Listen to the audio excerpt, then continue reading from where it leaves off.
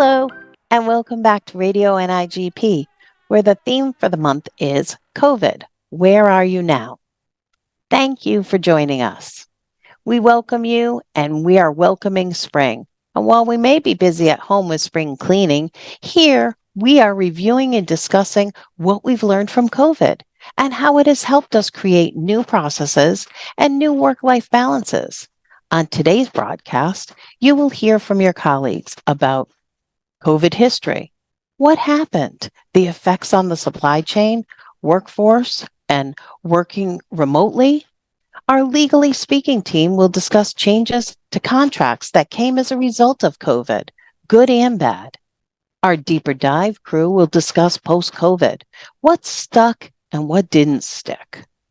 Also, listen to interviews with the NIGP staff about pathways, learning content, and the upcoming VCon. There's also a new construction bidding discussion. So stay tuned, and thank you for spending some time with us.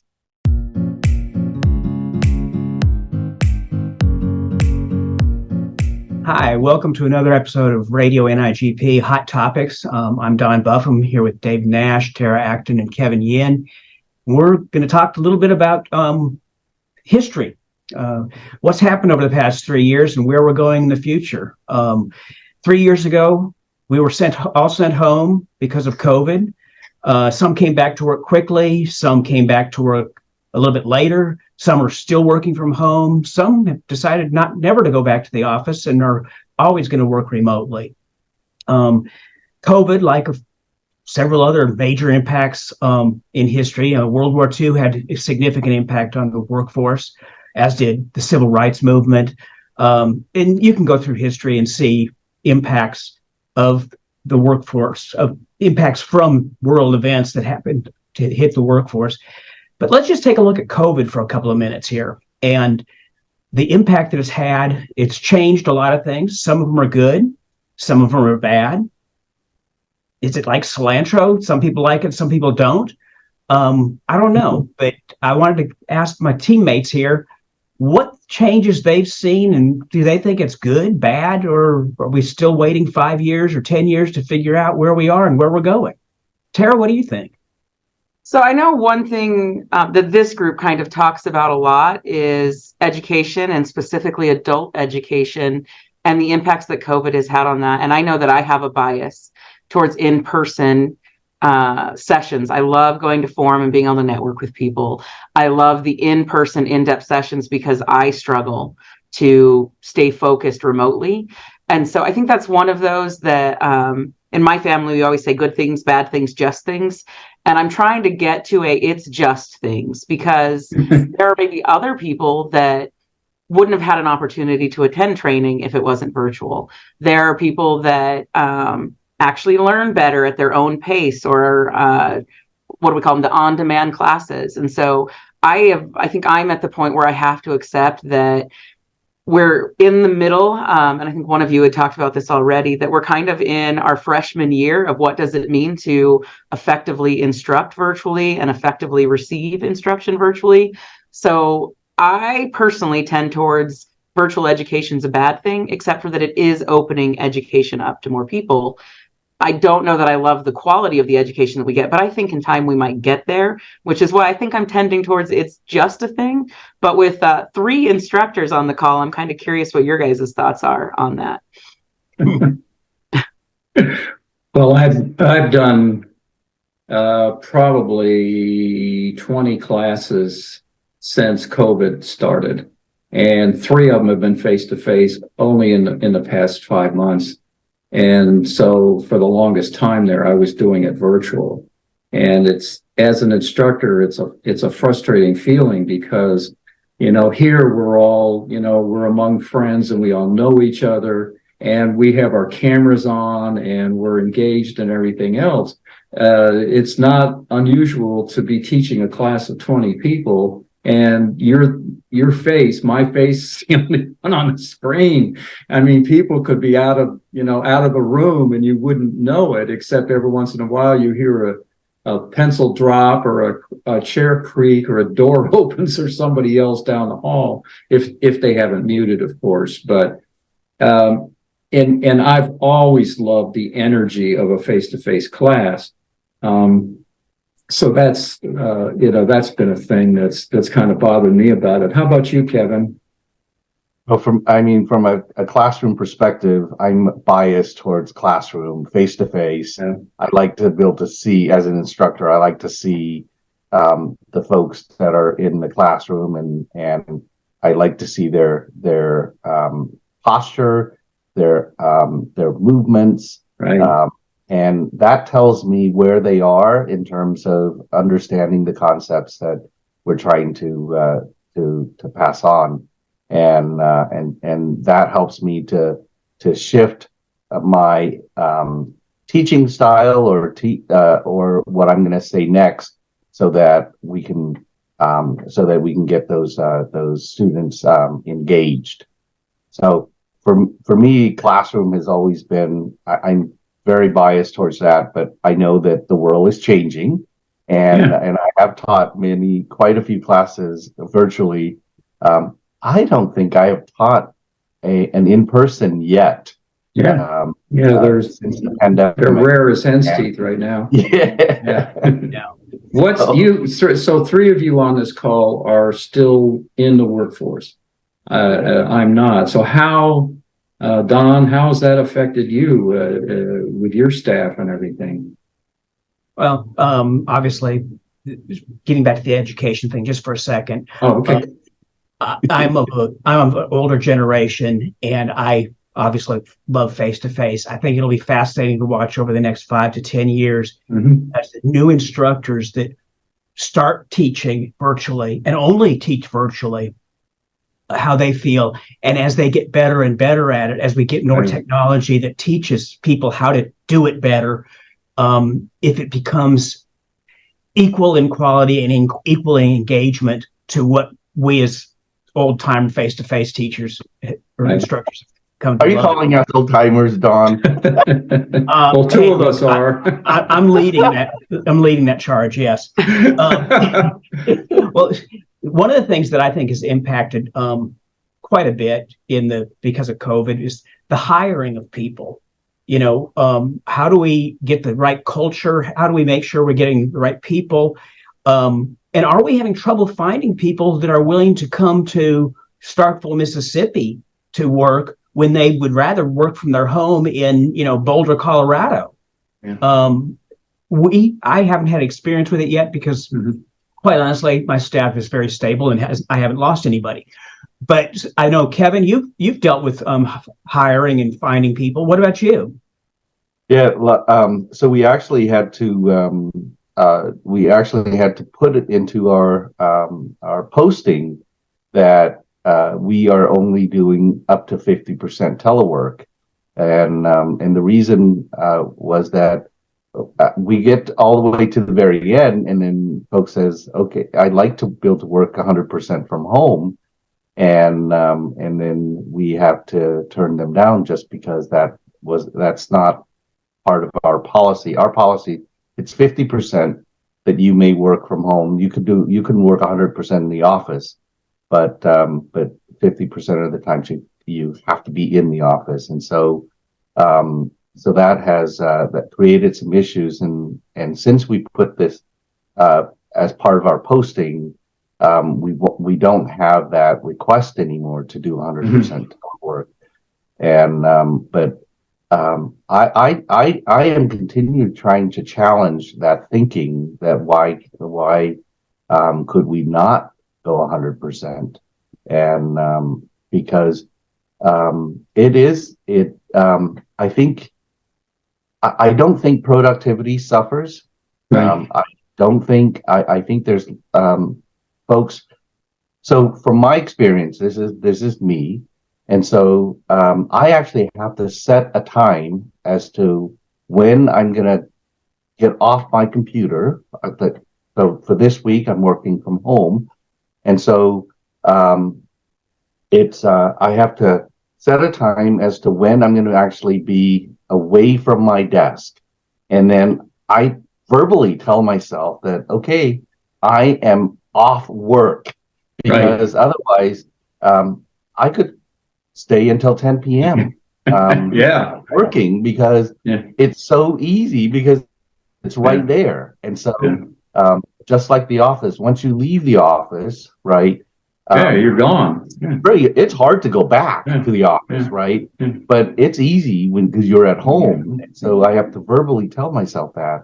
And so, but I think there's a huge benefit for having folks being able to work from home.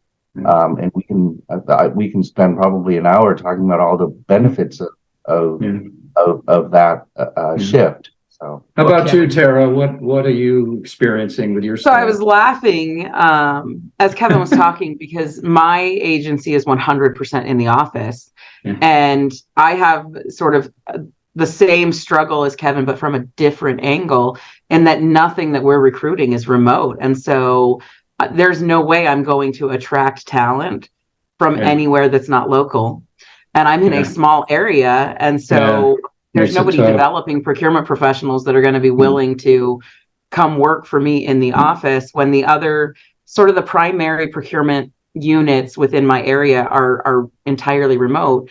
I actually just lost 2 staff members to remote work because they're working for a much larger organization that is used to paying metropolitan pay rates. And so they're working remote and they're making the money as if they're living in the city of Phoenix. So I think we've got a little bit different struggle. I'm ever the optimist.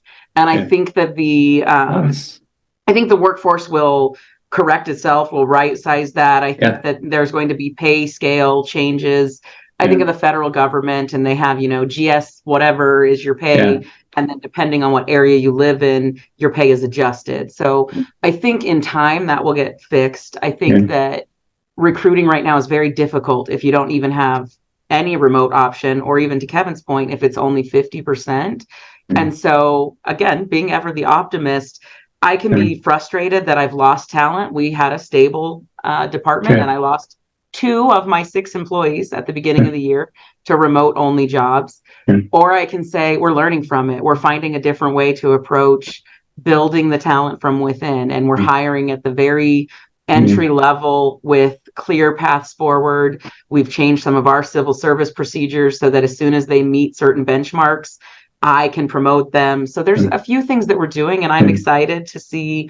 I've got 2 brand new employees that have no procurement experience, but they have a good education. They fit our values, and they're eager to learn. And so I'm excited to see in a year or 2, as I move them into the procurement professional role, my concern or the just thing that I need to be aware of, am I going to lose them once I've got them to the point that they're qualified and educated and know processes? That's always or do I have ways to maintain them and show them there's future growth? So I think those are the just things that we need to kind of work through and be prepared for.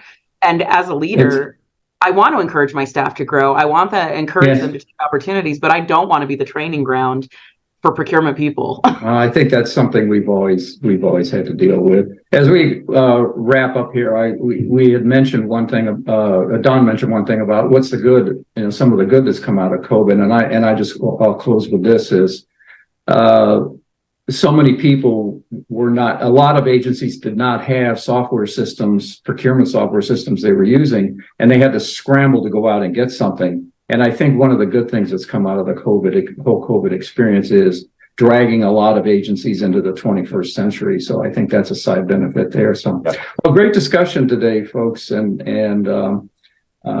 thank you for watching. And we hope to see you again on a future episode of Hot Topics on Radio NIGP.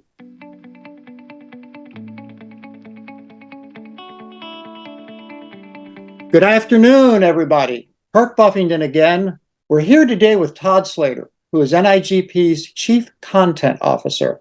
And we're going to talk just a little bit about some of the transitions that NIGP has done as a result of COVID, and some of those that have stuck, and how NIGP will continue to deliver the content going into the future. Todd, it's great to have you with us. Yeah, it's great to be here, Kirk. I always appreciate the opportunity to be here. Thank you.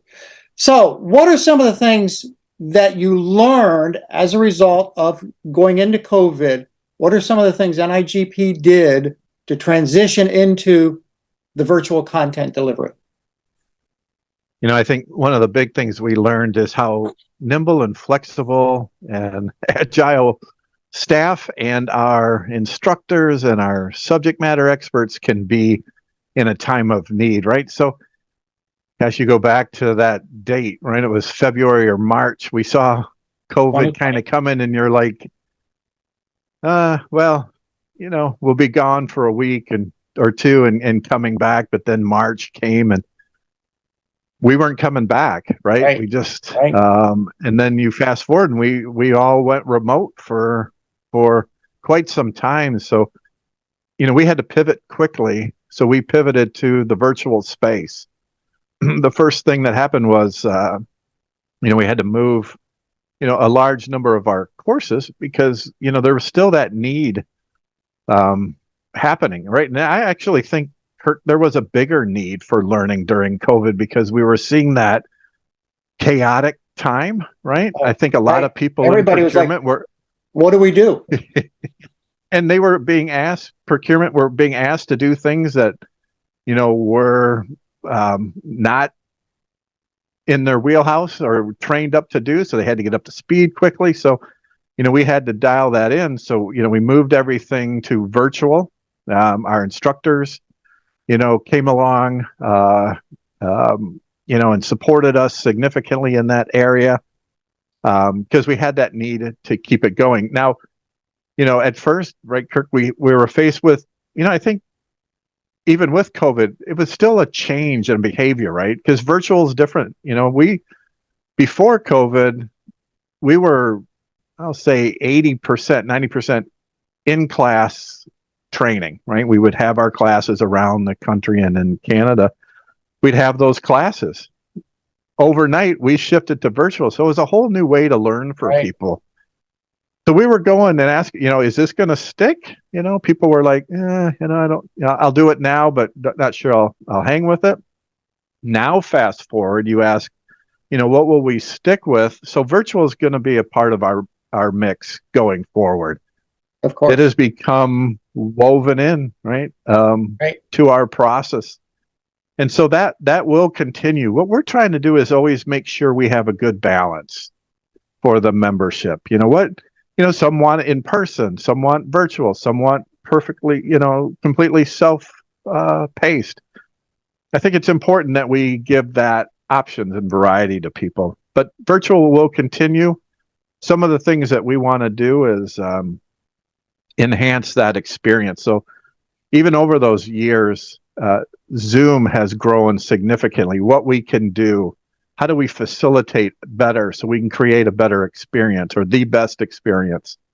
So there's new software, new tools that can overlay Zoom so that you have a better classroom experience. You're even getting more interaction than we've been able to do. So you'll see some more evolution in that coming. You'll see that coming this year. We're going to pilot a couple things that I think are excited. It's great to hear that you're still looking at ways to improve the virtual experience. As an instructor and having been in that realm in the summer of 2020, when NIGP put together the Train the Trainer for virtual training. Yeah. There's a knack, there's a certain requisite to knowing how to conduct a Zoom meeting, especially if you're doing it for 8 hours. Right. So I think the transition, when you pivoted to that, I think that was great. I think, attempting to do that virtual forum in both 2020 and 2021, those were both really good conferences. And I know from the members I've talked to that they really appreciated that was not forsaken for purposes of we just can't do it. Yeah. Especially in 2020. Connection, right? We all were I'm in my basement. This is not my office. It's not that clean. We're all in our basements in our house. And so what we saw as a great, I'll say, byproduct of our courses is people were looking forward to them because I could socialize with Kurt and the other 15 people, right? So I got to meet their kids. I met their pets and their dogs. And so you learned about them. So our classes actually took on a whole different angle, That's a good point. which I thought was really neat. So, we're going to continue to enhance that experience because ultimately that's our goal, right? From an instructor and from our perspective is, the best learning experience that we can provide. That's the end game for us. But you mentioned forum. So we shifted forum to virtual and, people enjoyed it and, that grew and changed over the years. But that is sticking with us. We will now, for the foreseeable future, continue to have a virtual component. And we're trying to shift away from, aren't even calling it a hybrid anymore. It's a whole forum experience. However you best want to experience forum, you can. If it works that you can go in person, it's great. You can go there, but not everybody can do that. So why prevent people from that opportunity? Some can't travel. Some still don't want to travel. Budgets are always a concern. So why rule out a large percentage of our members by not bringing that into their space? So we're actually enhancing that this year significantly. We'll be streaming 5 sessions live at any given time. That's great. So you won't get the in-person forum experience, not designed for that. Right. But you will get a high-level, high-quality forum experience from a learning perspective, networking experience, and we're dabbling around with some social ideas too. But it's different, right? They're different. Not one is better than the other. They're just different, and they serve that need. So that will continue, Kirk. We're going to continue to enhance that space. Great. Well, I'm excited about this year's forum. I really am. And I was so excited to be back in person last year when we were in Boston. So thank you so much, Todd. Sure. I and we, the membership, certainly appreciate your spending a few minutes with us to talk about the education content delivery as we move forward. Anytime. Thank you. Once again, Todd Slater, Chief Content Officer for NIGP. And this is Kirk Buffington, Radio NIGP.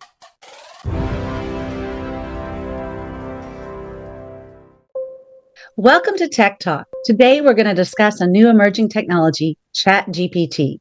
So just like you, I'm trying to wrap my head around what exactly this is.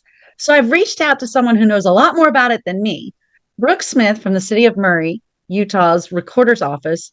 Brooke, please feel free to introduce yourself and tell us more about you. Yeah, thank you for this opportunity. Like Christine said, my name is Brooke Smith, and I'm the city recorder for Murray City. I've worked in local government for the last 18 years, and I love local government. I am the past president for the Utah chapter of NIGP, and I actively volunteer on several roles and committees. So right now I'm serving on NIGP Finance Council. I'm on the Pipeline and Placement Council until June. And then I also help coordinate the marketing for Radio NIGP. So it's nice to be here with you today. I am passionate about the work I do in procurement, and I believe that technology can help advance our roles and make us more responsive to the information that we share with the public. So I'm happy to be here today and sharing the exciting technology that ChatGPT has and show you some ways that you can use it in your offices. So thank you. Wonderful. Well, it just so happens this month's theme is COVID. You made some improvements or changes. Did they stick? So, a new improvement that some are considering, and there's been a lot of chatter on Perch Issues on Insight about it, is ChatGPT. So in layman's terms, what exactly is ChatGPT? So in layman's terms, ChatGPT is an artificial intelligence search engine designated to be conversational. And to kind of show you what I mean, I'm going to share my screen for those viewers that are watching the podcast and have it play some information, a conversation that I had with ChatGPT, asking it some procurement and professional related questions. So you should be able to see my screen right now. Go ahead and enlarge it, but it will start playing. I'm going to start asking it questions and you can see its response back. But to go back to your initial question, what is ChatGPT? ChatGPT means is an abbreviation for Chat Generative Pre-trained Transformer. So it's a large language model that uses deep learning algorithms to generate human-like text responses in natural language outputs. The generative part is the name that indicates the model and what it's capable of. So if you use your iPhone to write a text to family or friends, your iPhone is trying to generate the next word that you're using. Much like ChatGPT is not only using the word, but they're writing entire sentence structures and paragraphs and trying to respond to your request. The pre-trained means it's been trained on vast amounts of data. The ChatGPT 3 version has over 175 billion parameters, which is extensive of information that it can pull information from, and over 570 gigabytes of text data. That's a lot of information it knows. And then the transformer is the architecture that it uses to write paragraphs. So when you use Google and to do a search engine, it is bringing back responses that it thinks that you are looking for. And then you look on those links and try to find that information. What ChatGPT does is it pulls those links, it opens the digital file of that and transforms that information into paragraph-like form, and it makes it conversational for you. So it's easy to understand, it's quick to respond, and it provides a lot of data in really quick time. That's perfect. Well, it's really fascinating. And I'm interested to see, how can public entities use it? I know there's been some questions, like I mentioned earlier, there's been some questions on Insight regarding this, about using it to possibly help us write specifications or write an RFP. Yeah. So is this true? Yeah, absolutely. So for me, I want to ask my own question to the audience is, who's new to procurement, or who has been asked to write an RFP that they had no clue what that was? You weren't a subject matter expert. ChatGPT is to be used as an assistant. So what you can do is, when you get a bid request or an RFP, you can actually search that, put a question into ChatGPT and say, write me an RFP, and have it respond. Now, I will say, don't use it primarily, like don't cut and paste that information into your RFP, but compare it to what you have and the research that you've done and the knowledge that you have. The other day I got a bid request, and I ended up putting the same scope of work into ChatGPT, asked it to write a similar type bid, and I found gaps in coverages that we hadn't put into our bid request, that I was able to cut and paste 3 or 4 sentences, reducing our risk of the bid, making it more clear to the vendors what we were expecting the final output to be, and creating a better RFP because of the information that was provided to me in seconds versus hours and hours of research to find the same type of information. So that is awesome. Yeah, it was great. It helps fine-tune. It really is an assistant. It helps reduce the amount of work that you have to do to try to find the same type of information. So back to your question, what can agencies do? Ask it to write an RFP and then compare it to it. Write a bid. It can do Excel spreadsheet information. You can use it personally to update your professional LinkedIn profile. Have it write a paragraph about some of the things that you've done that have made you a better employee. You can have it write as a manager. I have to write letters of recommendation, and so I put 3 or 4 of the things that this person is excels at and does above and beyond, and it helps start that conversation so I can build off of what it's providing. So I've seen a lot of recent news pieces. Good Morning America's done several in regards to ChatGPT, and they ask these questions about, is it safe? Is it accurate? And what are the pitfalls of using it? And I know that there's many times that we have to check the accuracy of this. Right. Yeah. So that's important. It is not here to replace you. And I want to reiterate the importance of going back to going to your trainings, going to the national forums, and getting that expertise so you can compare what it's providing and verify that the outputs that it's providing you are correct. And that's the importance of getting your certifications. So you have your knowledge base and you have all this data from ChatGPT, and when you submit it to someone else to verify or publish for a public procurement, you're verifying that this information is correct. So it's very important that you don't just use a cut and paste. That's wonderful. Well, I'm sure we're going to continue to learn more about the tools like ChatGPT as technology continues to grow. And I want to thank you so much for your time today. But before we go, do you have any last comments or advice? So I actually ended up asking ChatGPT the same question, and I wanted to quote unquote read you the response that it submitted back to me.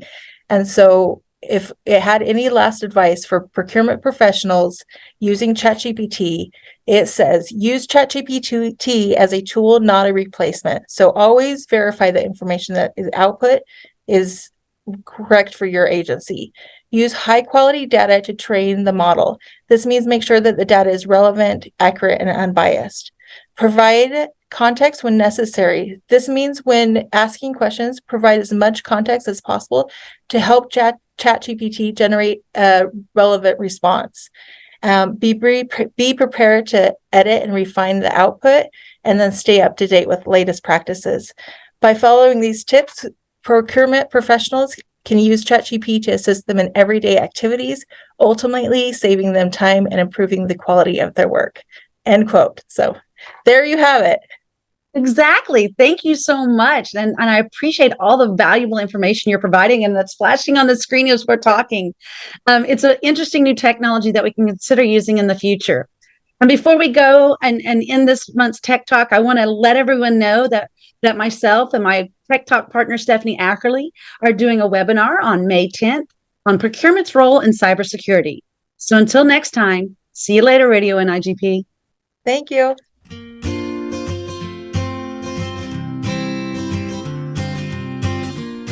Hello, everyone, and thank you for joining another segment of Chapter Updates. We all experienced the challenges of the pandemic, and we swerved in both our professional and chapter lives to continue functioning. Just a few short years ago, our chapter events were all in person. Now that we're hopefully putting the pandemic in the rearview mirror for good, we wanted to get a penny for your thoughts and check in with the chapters to see what changes stuck with them and how that affects their membership.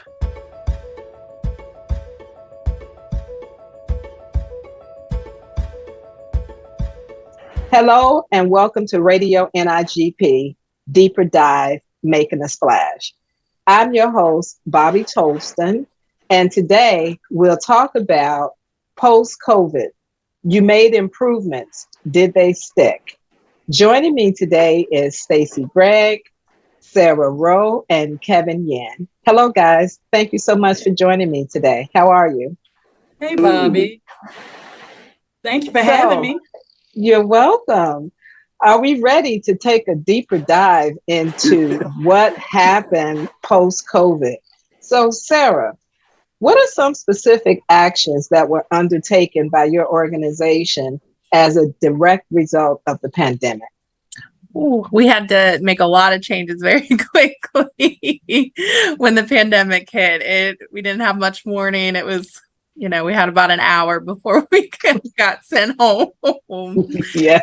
When we got news of the pandemic, and in order to get our business operations up and running again, we had to make a lot of big changes. And luckily, we were able to utilize a lot of the tools we already had to kind of make these changes, not only in our own department, but as a district. So we were able to utilize a lot of the contracts we already had on hand so we could get operations back in place. So that meant utilizing one of our contracts so we could get plastic barriers and shields up to make some of our environments a little safer. We utilized our contracts to get PPE, masks, gloves, various things just to make our environment safer. And then also we used one of our contracts to add extra sanitation to keep our facilities cleaner and help stop the spread of COVID. And internally in our department, before the pandemic, we did everything with paper bids, in-person meetings, very, very physical process. So when COVID happened, I think all of us had solicitations ongoing. I think I had one that was due a couple days after the pandemic hit. So we had to act pretty quickly to make changes to get our systems virtual. Luckily, we had already been using Teams some, kind of learning how to use it before the pandemic happened. So that's one of the tools we use. We use Teams so we could talk internally as a team, but also use it for our pre-bid meetings, pre-proposal meetings, and our bid openings. In addition, we switched to a complete digital bid submission process. So now instead of bids coming in as stacks of paper, we get them sent to us over email. Thank you, Sarah. And Sarah, what organization do you work for? Oh, I'm with Harford County Public Schools, which you are very familiar with, Bobby.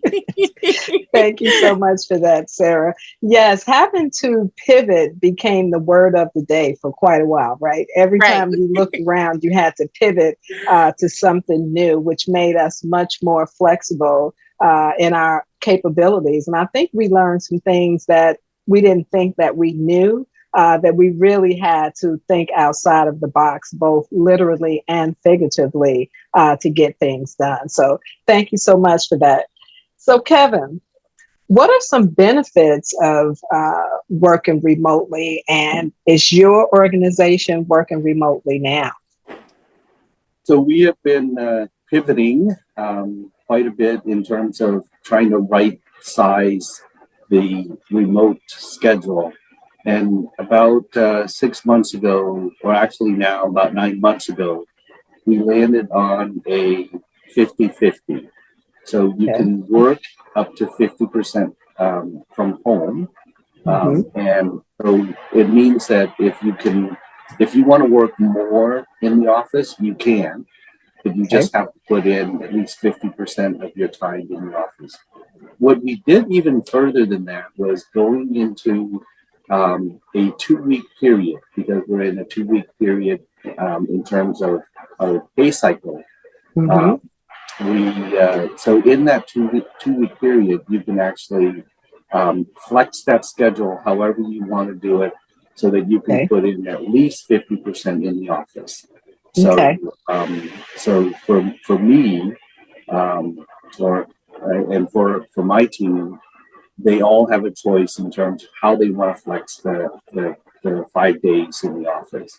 They could do it all in 1 week, such as what I'm doing, week in, week out, is what I call it. And then some folks do it Mondays and Fridays on 1 week, and then Tuesday, Wednesday, Thursday on another week. So that's the flexibility that we have right now in terms of a telecommuting schedule. But the more important part about this hybrid schedule is the commute time. And living here in the Bay Area, it is congested. So the road is congested no matter what time of day that you're driving, and it's worse in the morning because to go.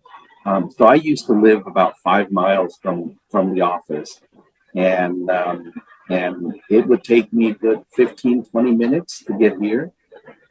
I can actually run here and actually make it before I drive here, and so oh wow, it's terrible. And so it is the amount of time that we save because we allow folks to work from home. I mean, if you think about a 45-minute drive for most people that live, 5-10 miles away from here, and some, if they live across the bay, that's a good 45-minute drive. That's about a 15-mile away, and the morning it could be an hour and a half, 2 hours. Wow. 3 hours if there is an accident on the bridge, and so it's a long commute, and for such a short distance, and so that amount of time that they save, if they save 45 minutes going, 45 minutes coming, that's an hour and a half that they could put towards other things, and most of them do it because they use that extra time to do more work, which is awesome for the agency, right? And so I think that's the biggest benefit that we get when we are telecommuting, the time that we save on the commuting hours. Yes. And thank you so much for that, Kevin. And there has been some research done that supports that employees are more productive because of the lessened amount of time for commuting. And they are showing higher productivity numbers because they are using that commuting time to be more productive at home. So, Kevin, what organization do you work for? I work for a transit agency called San Mateo County Transit District, otherwise known as SamTrans. So the SamTrans arm of the agency does all the buses in the county, and the county of San Mateo goes all the way up to the Pacific Ocean. So if you think about just the peninsula, it goes all the way up towards the airport, so where San Francisco Airport is, and then all the way down towards Belmont or Palo Alto, right, where the Stanford University is. So it covers the entire midsection of the peninsula. And then we have the rail arm of the agency, and that's Caltrain. And Caltrain is a commuter rail that goes from the top of San Francisco all the way down towards Gilroy, which is garlic capital of the world, or something to that effect. So in the summertime, if you're ever in the Bay Area, stop by. August time frame, stop by the Garlic Festival in Gilroy. It's it's a treat, really. It is. You probably never had garlic ice cream, but it's really good. It's a very light flavor. It's not garlicky by any stretch, because I think they cook the garlic before it gets in there. I'll take your word for that one, Kevin. Thanks for that tidbit. So, Stacey, I'm going to punt over to you and ask you to share with our audience, what is your perspective about remote work, and what is your organization doing currently? So when the pandemic started, I was at University of South Carolina. Now I'm at South Carolina State University. I think one of the biggest impediments to me in this whole process, or in this whole experience, has been discipline, right? And, we think about discipline with people, getting them to work, but it takes a large amount of discipline to stop working when you're at your house, right? Like there was some nights I found myself at 9 o'clock still working. And what are you begging for in that instance? But burnout. It just was so easy to do. So now, I'm at South Carolina State University. I think they're pretty liberal, but the procurement team has a director who's not as liberal as the other directors. I don't know if they appreciate it or not, but I'm not. And it's largely because I have staff that is at the post office and staff that is in the shipping and receiving area. And because I feel like we're primarily here to serve students, I can't let my buying staff go home and work from home, knowing that my property accounting team, my shipping team, and my post office team are at work in the office and don't have any choice but to be there. So that's what's going on here. Okay, well, thank you so much for sharing, Stacey. So we all have had our experiences with remote work. And I'd like to just go around the horn real quick and just ask you yes or no, and why. Do you support remote work, and why? I support remote work because I believe that employees are more productive. I believe that it improves on their mental and physical well-being.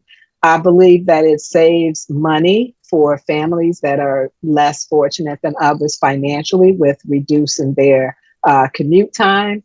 And I think it makes us better all around employees. given the opportunity to do one or the other. I think it's important to empower employees and give them the autonomy to be able to choose, but more importantly, trust your employees that they're going to do the right thing. It's nothing worse than saying, I trust you, but micromanaging you. So I think that it builds trust among supervisors and employees, and it makes the employees more productive. That's my yes, that's my why. Kevin, what's your, I'm not going to say your yes and your why. I don't want to speak for you, but tell me, what's your perspective? All right. So for me, I would say I would add one more thing to that list that you rattled off, and that is saving gas money. Right. That's a huge cost when we're actually heading to the office and working from the office rather than working from home. And I wholeheartedly support 100% telecommute if we ever get there. I don't think we'll ever get there. I think the hybrid is going to be, it's going to be here and it's going to stay as hybrid rather than 100%. And Okay. so I support 100% if we ever get there, and mainly for the same reasons that you outlined. And I think folks do have to what Stacy mentioned, folks do have to plan their time the same way that they do at the office, right? Because when we're at the office, after a certain time, we look at our watch and we said, you know what, we got to get home and eat, right? Because dinner, we're going to get hungry. Whereas, you know, while we're, you know, when I'm working from home, I actually have to tell myself verbally, that I am leaving the office now, right? Okay. And I make an announcement to the family as well, because then that gives that accountability that I'm not going to stay in the office. And so, Yes. so that's been a practice that I've done, and with my kids home from college, that was very nice for them to hold me accountable for that. Because there are times when I'm saying that and then I still sit there and work, and then they will actually yell up and yell into the office for dad to come down. So that's Thank you. I agree. 100% telecommute I think is where we need to be, but I don't think the world is ready for us to get there yet. I agree with you, Kevin. Everyone isn't ready, but for those of us that are, we're carrying the torch. What do you say, Sarah? I think those are all great reasons that you listed, Bobby and Kevin. I agree with those 100%.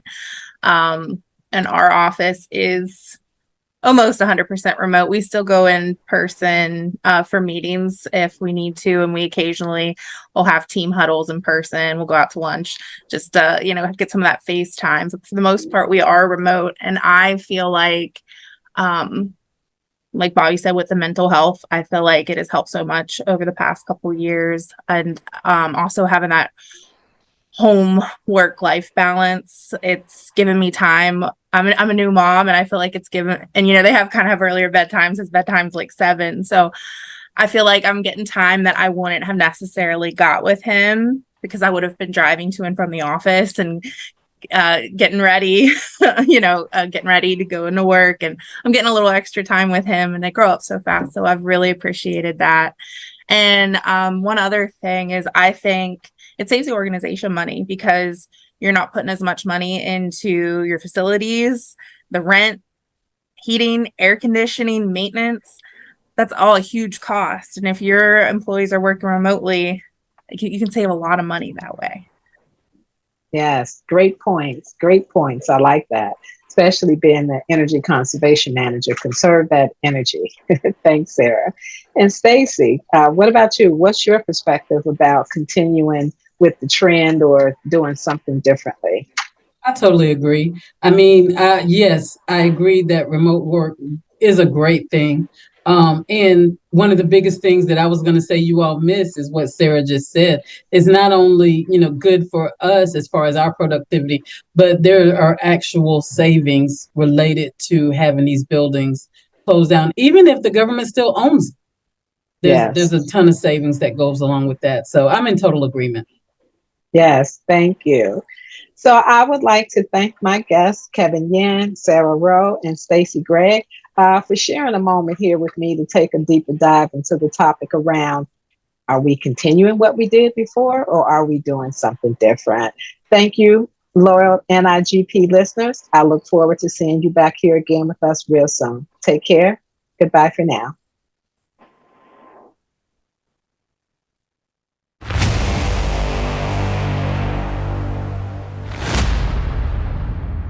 Welcome to the inaugural session of Construction Junction. In this segment, we will address the topic of the month and how it relates to construction procurement. With me for this inaugural session is Charlie Rosel, Director of Procurement for Cleveland Metro Parks. Thanks for joining us, Charlie. Oh, hello, and good morning. This month's topic is focused on the changes we made during COVID and did they stick? So, Charlie, I heard you made some changes related to your construction procurement during COVID.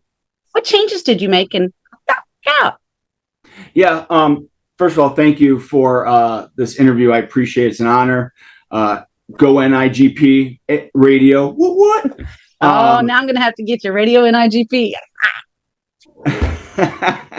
So, anyways, long story short, we implemented public purchase back in 2013, releasing bids electronically. That's our commodities, RFPs, and construction bids, things like that. To be honest, upfront, so first we only accepted the bids paper. A few years later, we started accepting bids electronically for our commodities and our RFPs. But our construction team, they still liked having this. They wanted to look at the blueprints, right? They wanted to see all that. So let's fast forward from 2015, 16, 17 to March of 2020. And that crazy, crazy bug came flying through called COVID and got us all sick. Well, some of us sick, right? So I wasn't in the office. We couldn't have public bid openings. There was nobody at the front desk to accept the bids. So I got on the horse and called our chief engineer and said, hey, Sean, what are we going to do? Nobody's in the office. We can't accept them. So thank God for COVID. We had to get those construction bids, receive them electronically. And I'll tell you, our engineering department said to me, why did we wait so long? We don't have all this paper anymore. If we just need the blueprint, we could just print the blueprint for that construction firm, and we don't need to print everything else. So I'll tell you, it's sustainable. We're saving money on paper and toner and all that good stuff. We don't have drawers full of bids for construction. It's just a blessing all the way. So how are you handling your bid openings? I mean, where I'm at, we do ours electronically completely. We were using GoToMeeting, but now we're doing it via Microsoft Teams. How do you handle your bid openings? Yeah, excellent question. I appreciate you asking. Same thing, COVID hit. So what are we going to do? I'm at home becoming a teacher for my kids, but I also have to do a bid opening at 2 p.m. Eastern Standard Time. What do? So we do it all via WebEx now.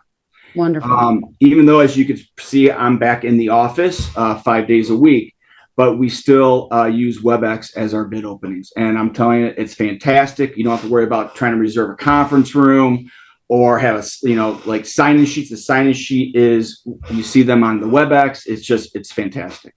That's great.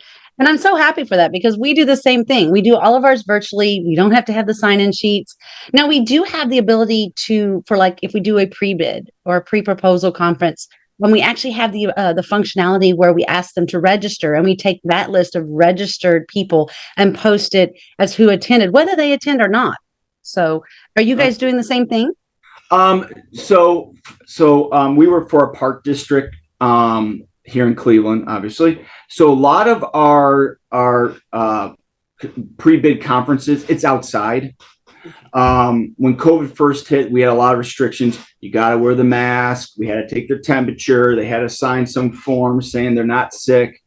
Now that, that has gone away. So like I said, most of our pre-bid meetings for construction they're outside. So And it's more lax now a little bit. So yeah, we don't have much restrictions anymore.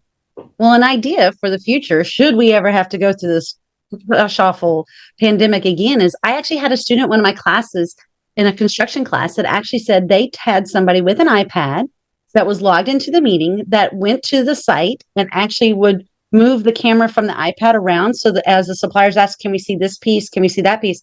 And was able to show them everything virtually. That way they didn't even have to worry about signing anything and they could ask questions. They based their questions on that per site visit. So just an idea for the future. Should we ever have to do this again? Let's hope we don't anytime in our careers.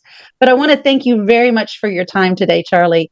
And I want to wish everybody a happy day, and we'll see you next time on Radio NIGP. Thanks, Christy. I appreciate the honor. Thank you.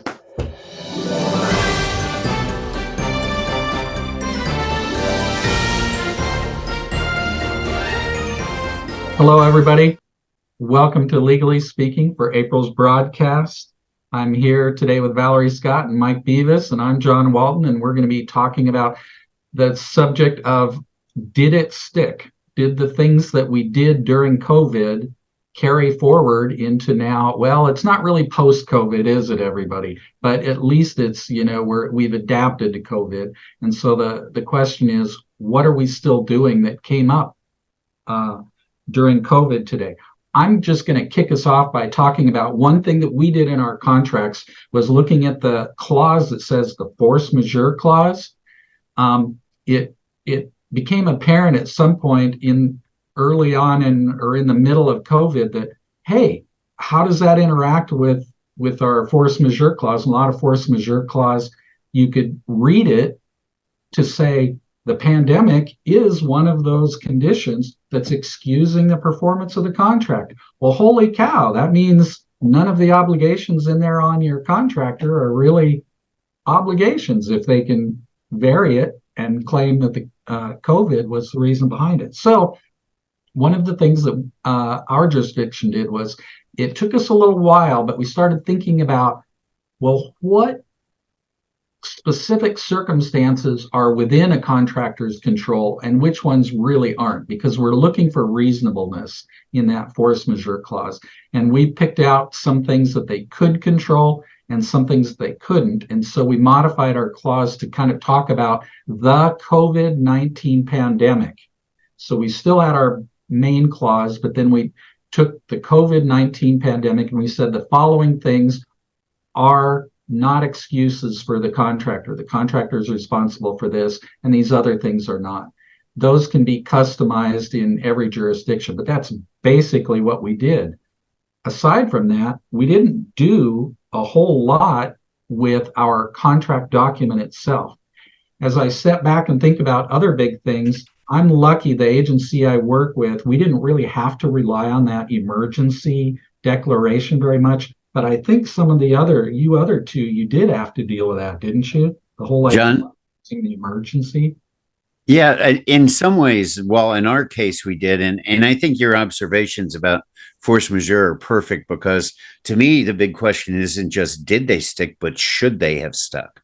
Right. And in the case of force majeure clauses, I saw a bunch of people enacting clauses that said COVID-19 exempts you from performance, which meant that the contract that they wrote was exempt from performance. So it was invalid ab initio, right? To be all Latin about it, but it was unenforceable from the moment it was signed, which made no sense. And those, of course, should not have remained and needed to be fixed, like yours and like others.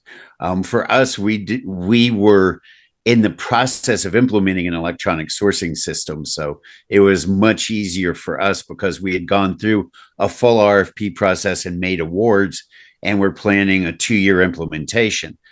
And then COVID hit, and it was a 2-week implementation. So we went from doing everything on paper to doing nothing on paper. So we now telework completely and have no paper at all in any form. Nobody does a real signature, nobody, or a wet signature, nobody does evaluations or any of those things online. And we did it because we had a system in place. Valerie, I think you're doing the same thing with evaluations. Yeah, so we've had electronic solicitations in place for a little bit before the pandemic came about. But one thing that we were starting to roll out was electronic and specifically RFP evaluations. And so we had done it on paper forms before, and we had a very manual paper process with the evaluations. And with people working all over the place and not able to come into the office, but we still had to get business done. It forced a faster adoption of the online RFP evaluation module. So, the system could actually take people's conflict of interest statements right there within the system. And all of the tabulation was done electronically through the system, and there was no excuse. We all just had to do it. And so I think teleworking definitely had an impact on our ability to quickly adopt that. And John, I know you've made some adoptions of different things with teleworking as well. Well, yeah, it changed. Everybody switched to teleworking for the most part. I say that as a generality, but it also changed some specific things that we do kind of just in our working environment. One of the things that's always been a bugaboo in my particular unit is that we're expected to put together desk manuals. It's a really great practice, right? You bring on new staff and you show them the desk manual, and it does a lot of that on the job detail training that we need. Well, when we started working remotely, we just started connecting with everybody electronically over Zoom or Teams or whatever we had. And some of our conversations turned into full-blown video trainings. And that sort of replaced some of what we had to do in those desk manuals. So now we have a whole library full of training videos on different topics, which has been really great. So there was definitely some changes to our working environment. If you switch back to like our documents, did we do anything differently about the documents? Well, like the two of you, when you talk about the sourcing methods, COVID certainly gave us a boost or, a push in the back to adopt some changes. They weren't necessarily things that were driven by an emergency declaration, but it certainly gave us some impetus or some momentum to switch over. So we now transmit virtually 100% of our documents get transmitted electronically. And things like electronic signatures, we use them all the time. We talked in a previous broadcast about even using a checkbox for when we had hundreds of recipients of contracts. They could log into a system and click a little box, but we'll accept PDF or DocuSign, any kind of signatures. Do you guys do stuff like that too?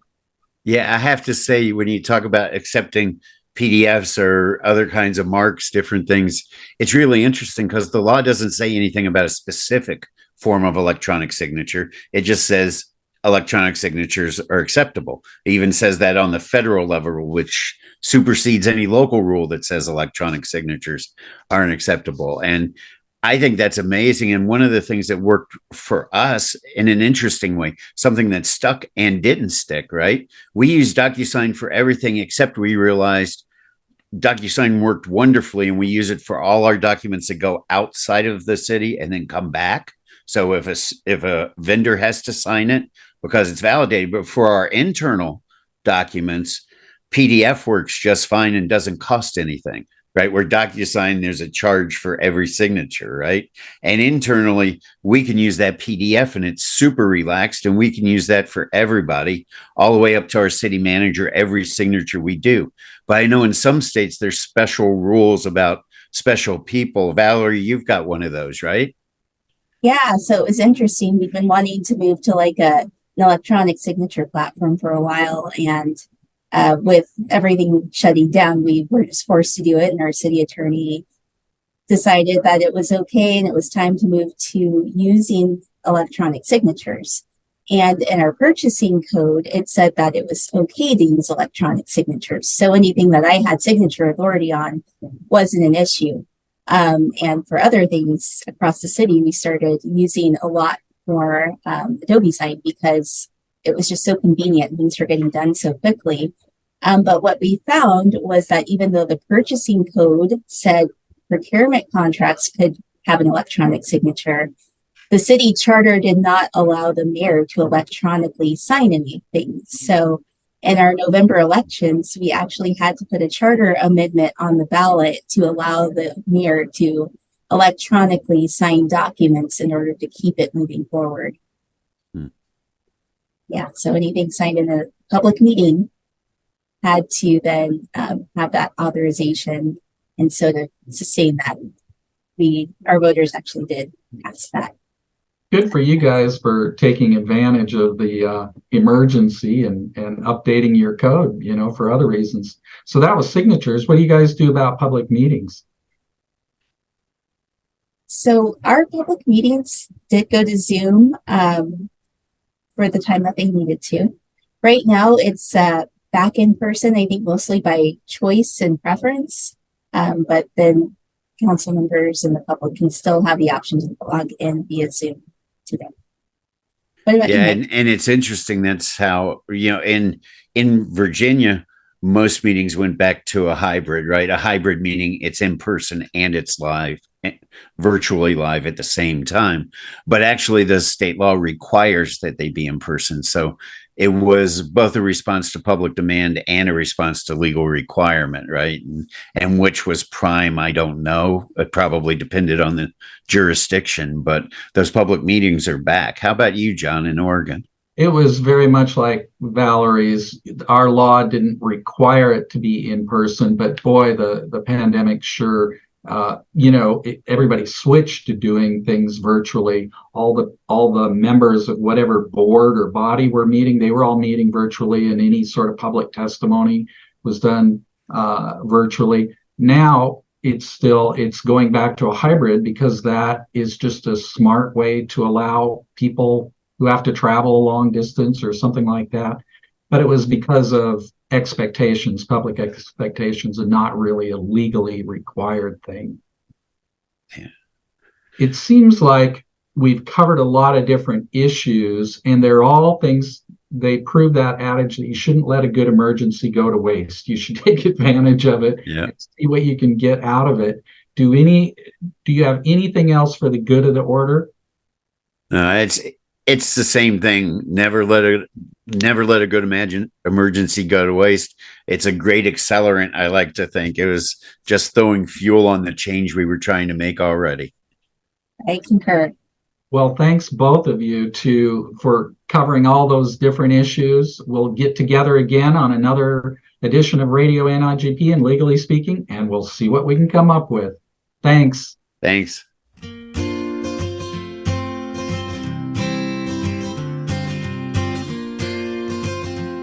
Today we have with us Carolyn Secor, president of SAMPO, and she's going to talk to us a little bit about the things that they have done in their chapter that kind of evolved during the pandemic, but have really stuck, and they are continuing to do in their chapter. So Carolyn, thanks so much for being with us today. We appreciate you joining us. Oh, thanks for having me.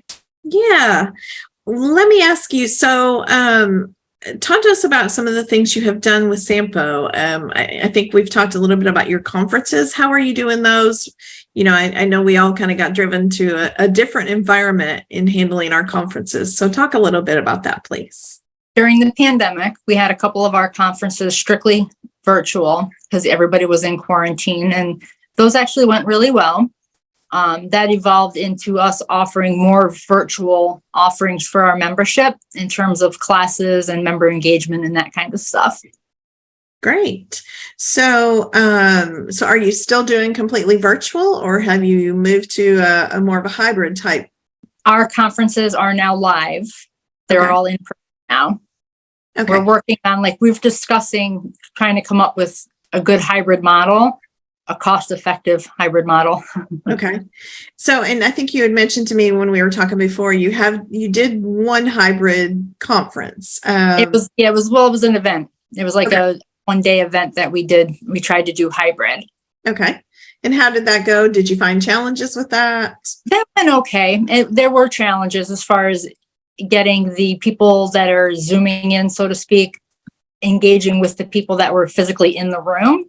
That's a challenge, and that's something we'd like to, try to figure out how to overcome that so that it's completely an engaging experience. for a hybrid model. Okay. Yeah, I think that's one of the things I've seen with chapters struggle a little bit. You have to have the equipment, to be able to successfully pull that off too. And just out of curiosity, with your chapter, I know I've seen this in most chapters, you don't always have your events in the same place. Nope, we don't. Right. So it's difficult to have that equipment in one place. So tell me, using both the virtual and potentially moving forward with the hybrid conferences, do you find that provides some good advantages for your members? Absolutely. I think that if we're able to offer a hybrid model, or even for the coursework that we do offer that's virtual, more members are able to attend. It's cost effective for them. They don't have to pay for the cost of hotels and other travel related expenses or their agencies themselves. And it's just the cost of the conference. So I think that would actually drive attendance up too. Because there's a lot of people that can't make the live events, and they would definitely join if it was a virtual event. Great. So do you limit that just to your conferences, or do you also offer training through a virtual format? Oh, we have a lot of virtual training offerings. We have an annual series. Every month, Lourdes Cost does a series for us. We also have another group that does monthly offerings for us as well, multiple courses throughout the year. One of which is we have coming up next week. It's geared specifically to New York State and public works purchasing in the state of New York. And that's like a multi-day course, and it takes several hours over a few days. So we have several of them throughout the year as well. Great. So are those all, do you charge your members for those, or is there a fee for those, or how does that work? For the in-depth courses, yes. The Lourdes Cost Seminar Series, we offer free of charge to our members. That's great. So just out of curiosity too, how has your membership done with the pandemic? Have you seen an increase, a decrease? How has that kind of panned out for you? This year, our membership numbers are higher than ever.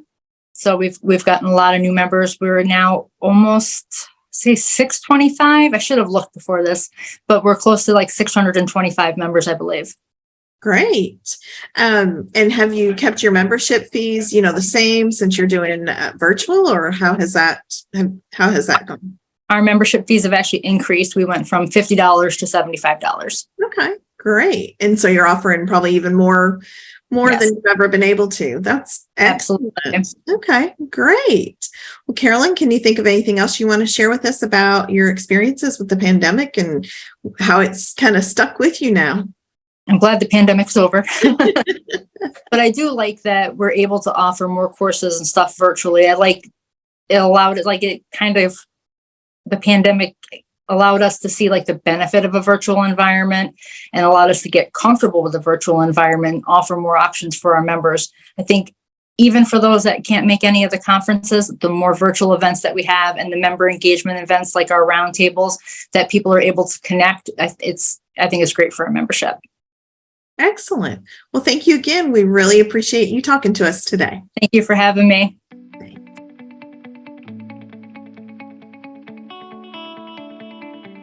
Good afternoon, everybody. Kirk Buffington with Radio NIGP. Today, we are here with Shanda Carpenter, who is NIGP's Director of Content Research and Development. And she is excited to share with us some upcoming event called VCon. Shanda, tell us about VCon. Yes, thank you so much. So this year, VCon will be held on June 7th and 8th. It's 2 half days. The focus of this year's content is to help new public procurement practitioners begin their journey of professional development. Additionally, it's designed to help veteran practitioners who may need to sharpen their fundamental skills. Additionally, the conference will provide an overview of procurement professional development resources, along with a panel of experts that will share their career experiences and answer questions. Great. How about that early discount that may be out there? Oh, yes. So the first 250 attendees receive 50% off. That's great. Well, super. Anything else you'd like to share? If you'd like to register, just go to nigp.org and go to the events tab and click 2023 VCon. Super. Remember, nigp.org/events and click on VCon. We hope you take advantage of this virtual conference to get some professional teaching and credentials. Thank you again, Shanda. Thank you. This is Kirk Buffington, Radio NIGP. Have a great afternoon.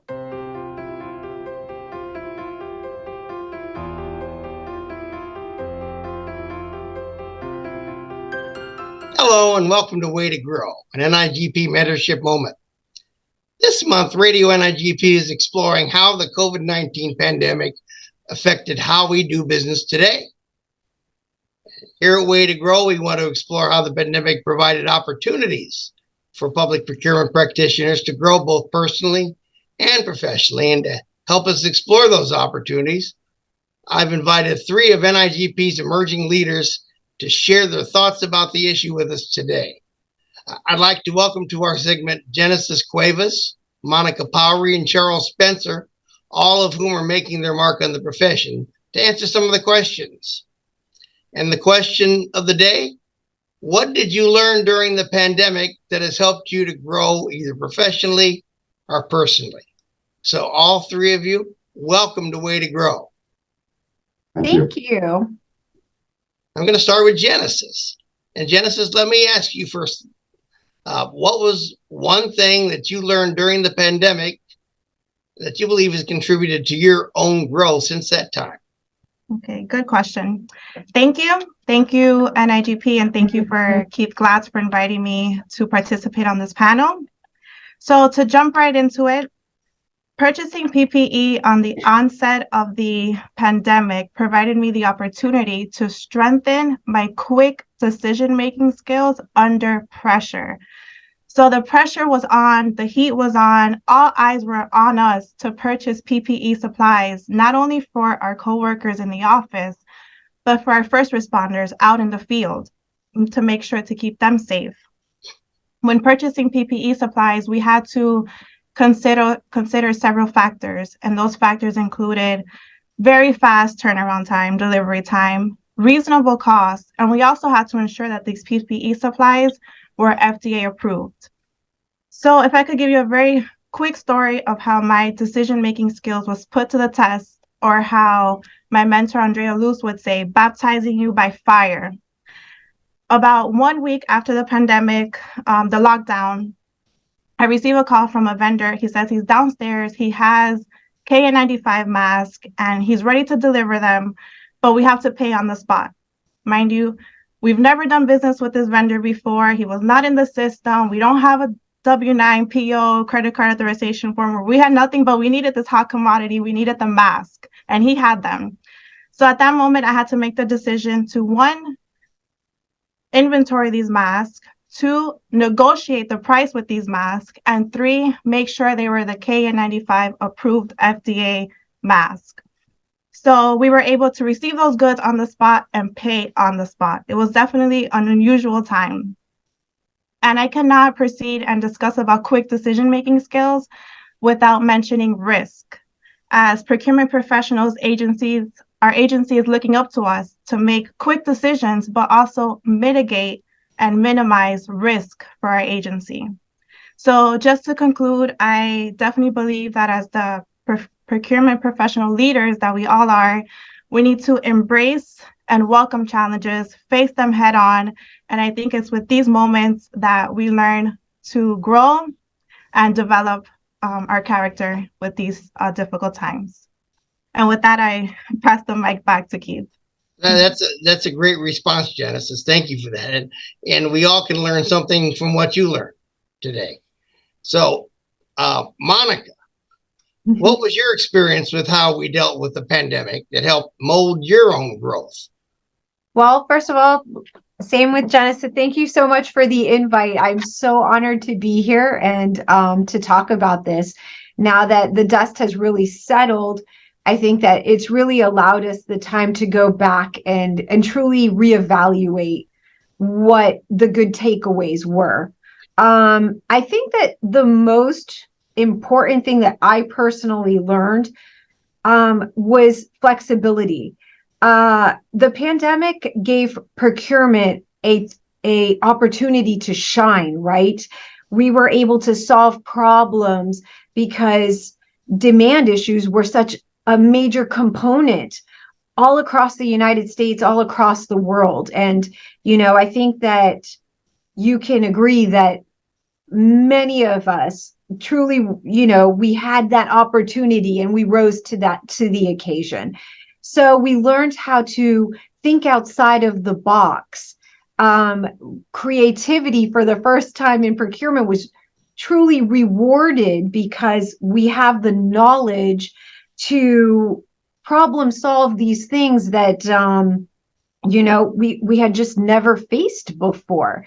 The other thing that I noticed or that I learned was that when you're really, really stressed out, stress creates cortisol, high levels of cortisol, and that cortisol creates that mental fog. And when that mental fog sets in, it's like the synapses in our brains aren't speaking to one another. So it's really important to stop and to take a step back and make decisions that are not emotional decisions, right? I think that all across the board, there were a lot of emotional decisions being made out of a place of panic, out of urgency. But when we were able to stop, take a deep breath, put on our professional hats, and put into place everything that we've learned, nothing but great outcomes, were the results. So yes, that's what I've learned. Wow. That's great, Monica. Flexibility for sure. And taking that step back are two very important aspects, I believe. And something else is the value of relationships. I mean, from a professional and from a personal level, we were able to, the world stopped for a minute, right? And we were given this opportunity to regroup and look and assess both our professional and our personal lives. And I think that it gave a lot of us the opportunity to grow on both platforms. So. Okay. Well, thanks, Monica. That's great. Now, Charles, we don't want to leave you out. So what would you like to share with our audience about your growth experience through the pandemic?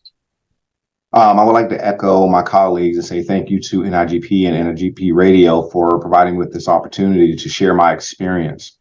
The one thing that I would like to share regarding my growth experience is procurement's resilient, right? Even during this tough and unpredictable time, we never wavered or lost focus on our goals. We grew stronger as a profession during this moment because we all worked together, sharing resources and information which enabled us to be successful. And that's important. I learned that during tough times that we are all in this together and that I can count on my colleagues for help when needed. And with that being said, I have nothing but positive experience throughout the entire pandemic when it comes to the procurement profession. We all got better during this, and it tested us and it tested our profession.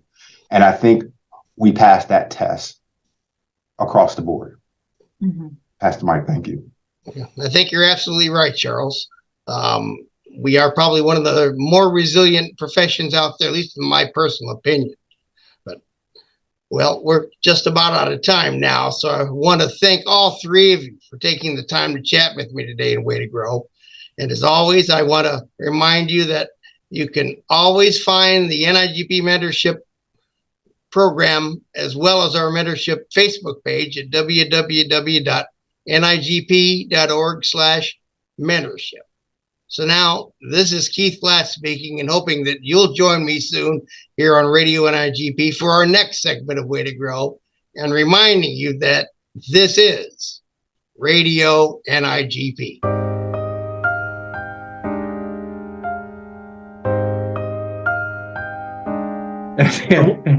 One thing I wanted to mention, but obviously there wasn't time, but part of the difference, listening to Kevin and Tara, what's your commute to get to work? I live far away and it takes me 15 minutes. I go home for lunch still. Okay. Oh, wow. It takes me 5 minutes to get home. Kevin, what's your commute? 2 hours on a Yeah. good day. So- 3 to 4 on a bad day. So, Just the Yeah. quality of life issue Yeah. for people, COVID doesn't really impact Tara as much because, you have a short commute. Kevin, your people figured out that, hey, they don't have to spend 5 hours a day driving a friggin' car to go Oh, to that's work. been huge. Yeah. Well, and it's also, but here's the thing. I mean, and this is where I think we could spend an hour talking about it.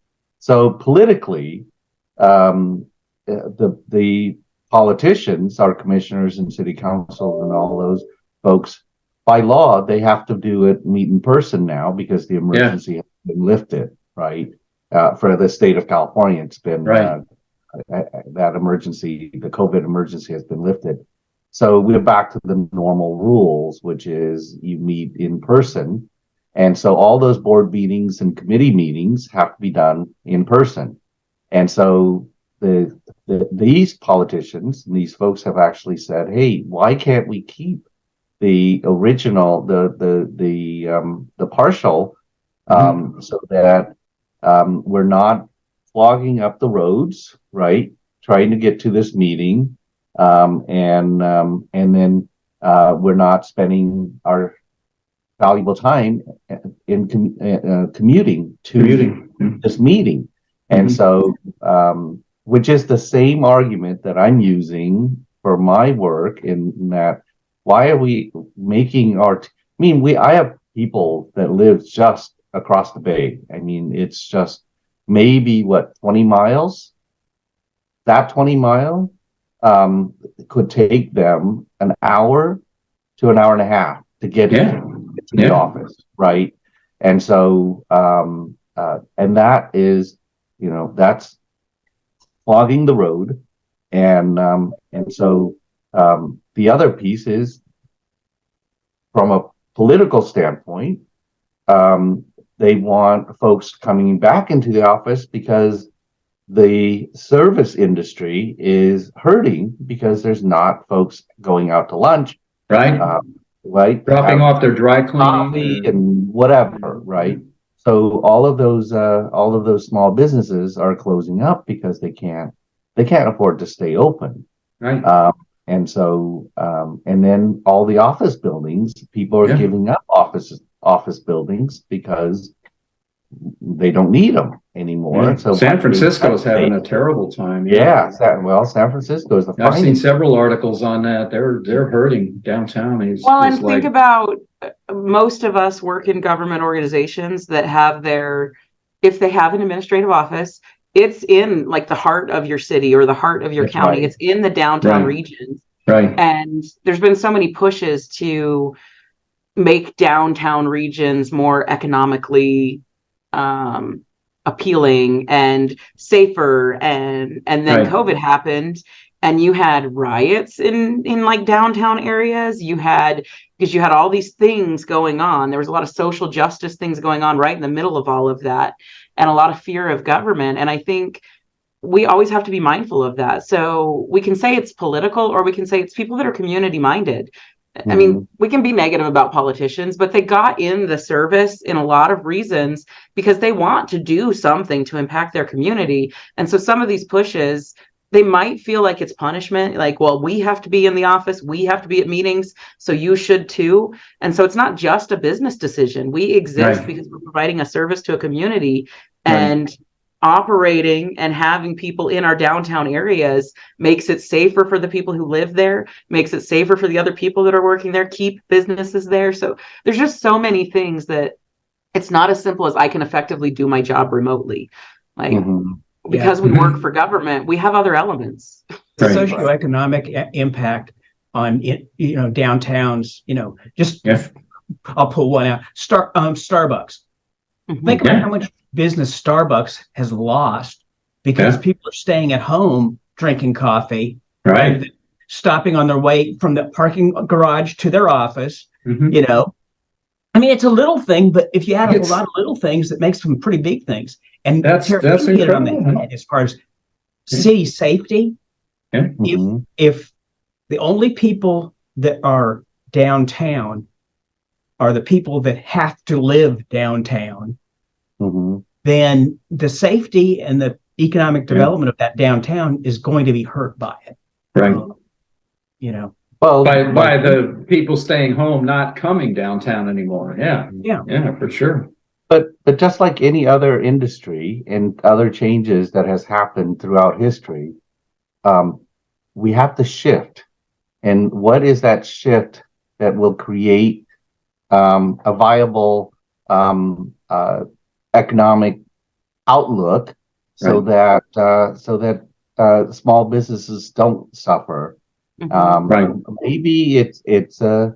I mean, I lived in the Pacific Northwest for quite a long time, and I've seen the shift from the forest industry into other industries, right? And so, do we still harvest the trees and all of that? Yes, but not to the extent that they did 50 years ago, right? And so I think we have to think about, from the perspective, what is it that we need to shift in order to continue to keep the economy viable in those downtown core areas. I just think that we can't lose sight of the unintended consequences. And that's where I'm going with can you keep small businesses viable anywhere in your city? Sure. But can you continue to marginalize already marginalized people? Because if there's not an incentive for small businesses to be in less appealing areas, because to Don's point, the only people in those areas are living there because it's the only place they can afford to live, because it's the only place that they can, walk around and do what they need to do. As businesses move out, that problem gets worse. And so you're not just looking at the viability of small business. You're not just looking at, having a couple coffee shops downtown or whatever. So I just think it's such a big problem that I think politicians have to be mindful of.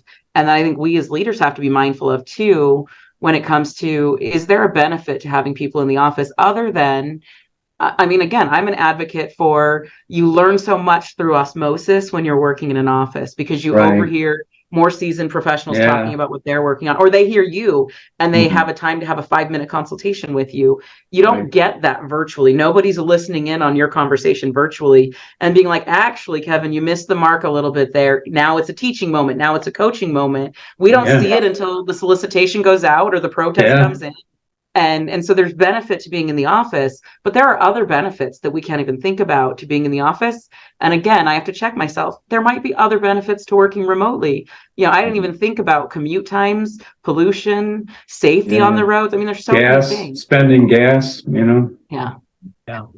Wow. All great ideas, and I love those ideas, Tara. I mean, I think having that mindset to look beyond the impact of just working in the office or working at home. I think that's awesome.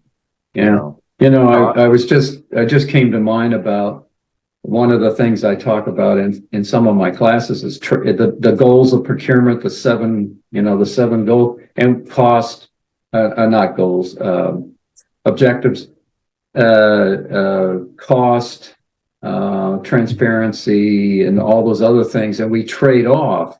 I think this is a situation where you put 50 people in a room, and that's the political thing, isn't it? You're like, well, what's the value of having people come back into the office? Well, it's helping these small businesses in the communities and everything else. Those are the kinds of discussions I'm sure are going on all over the country right now. Like I was mentioning earlier, the articles I've read about San Francisco. I was just out there in December, and I said to my wife, I said, boy, it's kind of deserted downtown, because we'd hop on the streetcar and go down there, and it's like, wow, there's just from past visits, the year before COVID, we're like, where is everybody? And then I read these articles when I got home, and I'm like, oh my goodness, you know, what's that going to do to office space? And as somebody mentioned earlier. So yeah, it's these kinds of conversations are going on all over the place, I'm sure. And there's no easy solution to any of this. Yeah, that's what I was going to say. There's been no easy answer, because even what about those cities where they have had a revitalization of a certain part of downtown, right? And the rents have gone up so high that the people that have lived there all their lives, yep, can no longer afford to live, gentrification within a block of where they grew up. Yeah, you know, I don't have the answers, that's for sure. Yeah. But that's been gentrification's been going Yeah. on for years. But here's a different version of it. Our price is going to come down to where people see it as an economic incentive to now move into downtown because the prices have come down.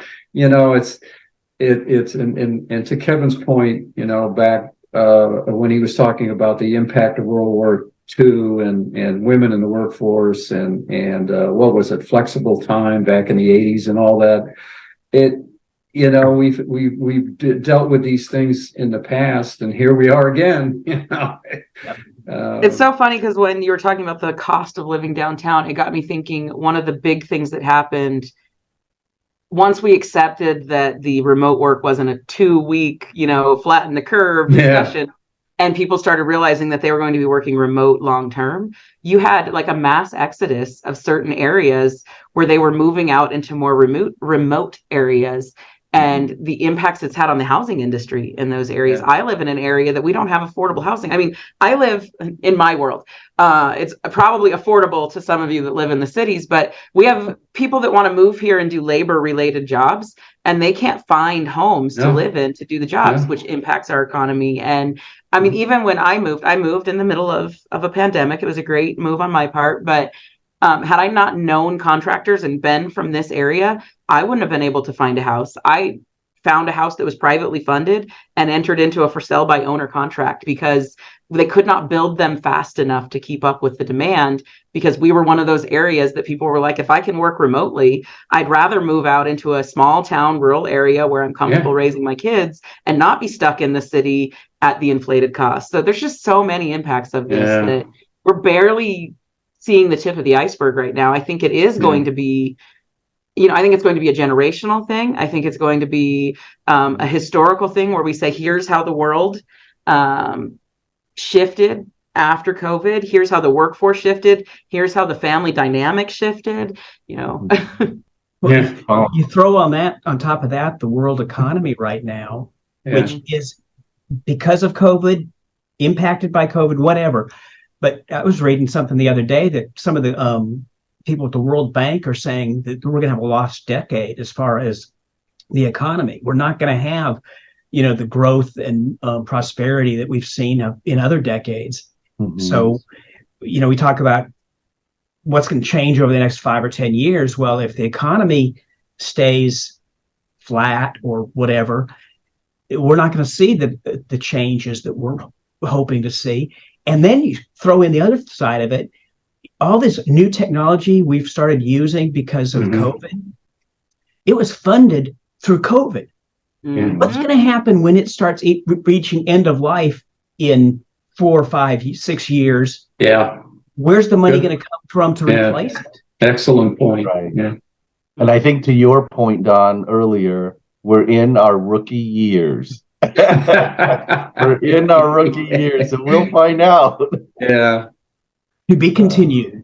I don't even know if it's a rookie year. I think we're defining the rules of the game right now. Like, I don't even think it's an established game that we can consider ourselves rookies. Yeah.